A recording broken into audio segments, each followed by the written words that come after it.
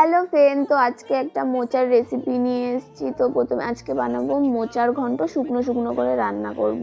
তো প্রথমে মোচাটাকে লবণ দিয়ে হলুদ দিয়ে সিদ্ধ করে নামিয়ে নেব। তারপরে কড়াইতে দিয়ে দেবো পরিমাণ মতন তেল। তা বড়ি ছিল না ঘরে, দুটো মতন ছিল, ওই দুটোই আমি ভেঙে নিয়েছি। ভেঙে তারপরে ওটাকে ভেজে নামিয়ে রাখবো। সেই তেলের মধ্যেই দিয়ে দেবো তেজপাতা, শুকনো লঙ্কা আর জিরে। আর তার মধ্যে দিয়ে দেবো কেটে রাখা আলুটাকে বেশ কিছুক্ষণ ধরে ভাজতে হবে। ওর মধ্যে কিছুটা লবণ আর হলুদ দিয়ে অনেকক্ষণ আমি আলুটাকে ভেজে নেব। তার মধ্যে দিয়ে দেবো আদা বাটা, শুকনো লঙ্কা বাটা, জিরের গুঁড়ো, আর সাথে দিয়ে দেবো কিছুটা কাঁচা লঙ্কা চেরা। তারপরে ওটাকে দিয়ে অনেকক্ষণ কষিয়ে নেব। কষিয়ে নেওয়ার পরে ওর মধ্যে যে সিদ্ধ করা মোচাটা ছিল সেই মোচাটা দিয়ে দেবো।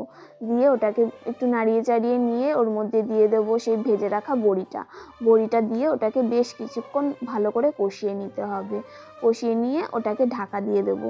দিয়ে কিছুক্ষণ পরে ওটাকে ঢাকনাটা তুলে দেখবো কতটা হয়েছে। তার মধ্যে কিছুটা চিনি আর দিয়ে দেবো হচ্ছে গরম মশলা। তো গরম মশলাটা আমি ভিডিওতে তোলা হয়নি। আর রান্নাটা যদি ভালো লাগে একটা লাইক করে দিও।